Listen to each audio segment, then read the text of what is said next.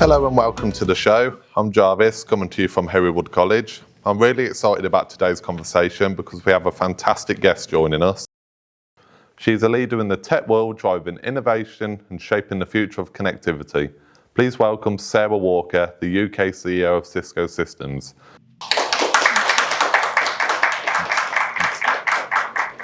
Sarah, thank you so much for being here today. My pleasure. And for the first question, what was your dream job as a kid and how close is this to it?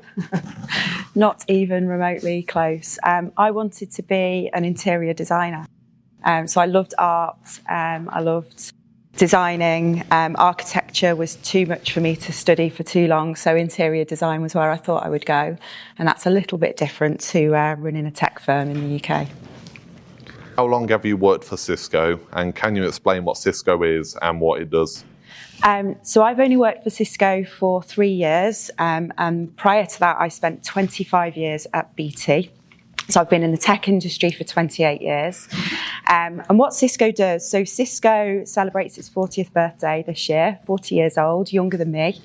And Cisco is the firm that invented the internet. So we created the first network connectivity that allowed two computers to speak to one another.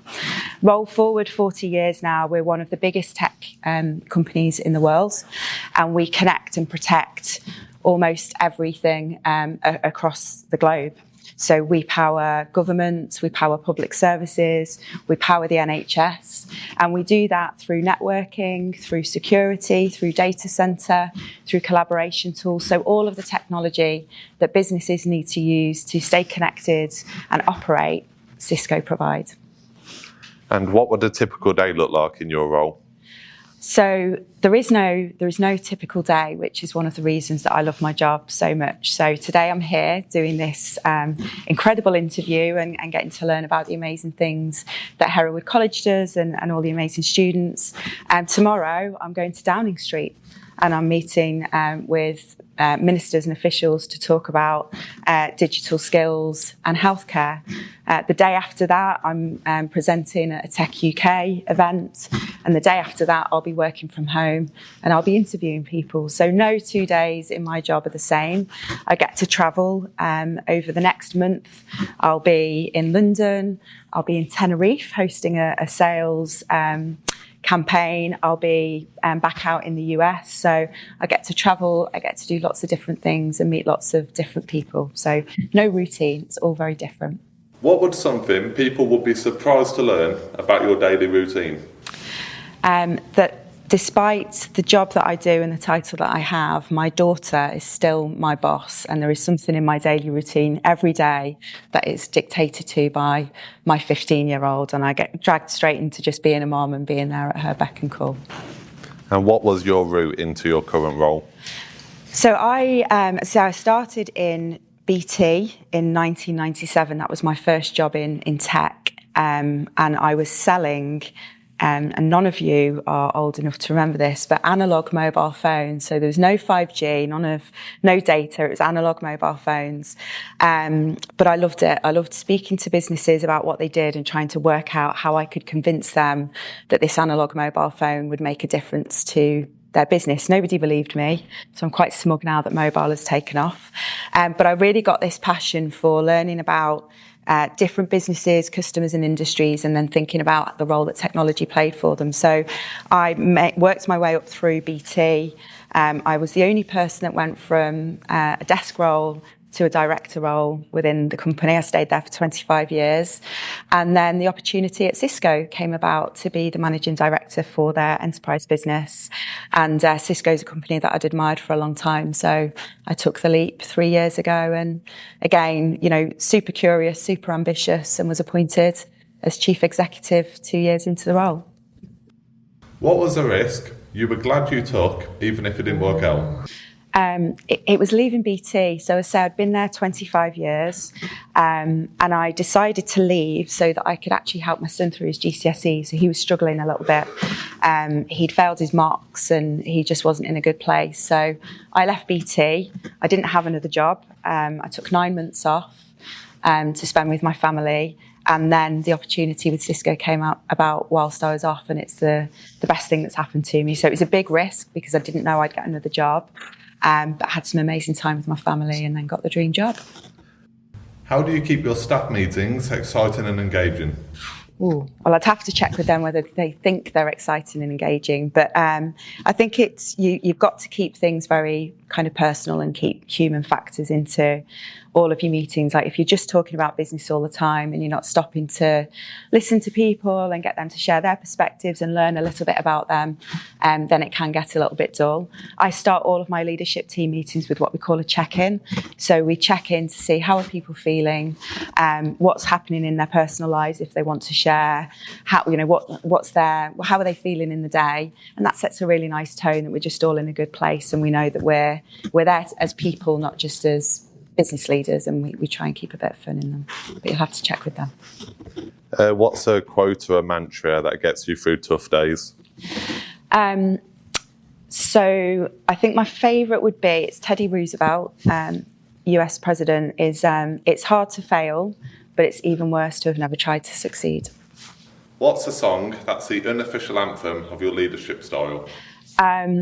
So there's a song called Brave by an artist whose name I don't pronounce properly. It's Sarah Borealis, and it's a really, really powerful song about being authentic, being your true self, and kind of encouraging people to be who they are. So I think that would be my song. And what is your secret to leading a successful team? Staying humble. Keep it as simple as that. Stay humble. What's the most unexpected thing that's happened to you since becoming CEO? So the most amazing and unexpected thing that's happened is I got to meet Tom Brady, the NFL. He's the GOAT. And he came along to an event that I was hosting in Dublin and came along to meet my customers. And I got to have dinner with him and hear all about his amazing career in the NFL, which was mind-blowing, absolutely amazing. And what advice would you give to young people looking to get into employment? So, first of all, I say to everybody that I mentor, be really, really comfortable and confident in who you are.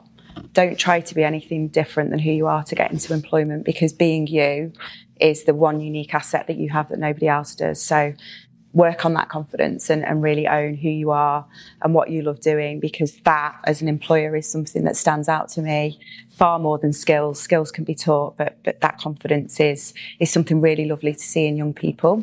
And to stay really curious, make sure that you're always thinking about how you can grow, how you can learn, and how you can continue to be the best version of yourself. What advice would you give your younger self? Oh, do I want this on camera? I would say don't try and grow up so quickly. I was desperate to be an adult. Now I've been an adult for such a long time. Like, enjoy being young, embrace all the opportunities that you have, and stop being so desperate to grow up so quickly. When you've had a tough day, what film or music would you go to? Calvin Harris. I love Calvin Harris, a bit of upbeat dance music. That's my go-to. Imagine you had an extra hour today, no meetings, no emails. What would you do with it? I would take myself to the beach near where I live and go for a nice long walk with my little mini Dachshund, Coco. How do you feel about AI being introduced into many systems and workflows? So given that I work in the tech industry, I have to answer that positively because it's us that's driving it. But genuinely, I think there's so much benefit and potential to come from AI. And I talk a lot about this in a work capacity and say AI has the opportunity to unlock human potential. So there's a lot of tasks and admin stuff that I really, really don't enjoy doing. And I've now got loads of AI applications that do that kind of work for me, which is amazing. So it frees up a lot more of my time. But also, I think, when people don't have skills to do everything themselves, AI is a really, really great way of having, kind of an assistant by your side all the time that can help you do the things that maybe you're not as good at or you need a little bit of help with, and helps you unlock your own potential. So I'm really, really positive. As long as it continues to be deployed in a secure and ethical way, I think it's got huge potential for all of us. That's all we've got time for today. A huge thank you to Sarah Walker for joining us and sharing such great insights. It's been brilliant having you on the show, and thanks to all for watching. Don't forget to tune in next time. We've got more amazing guests and great conversations coming your way. See you then.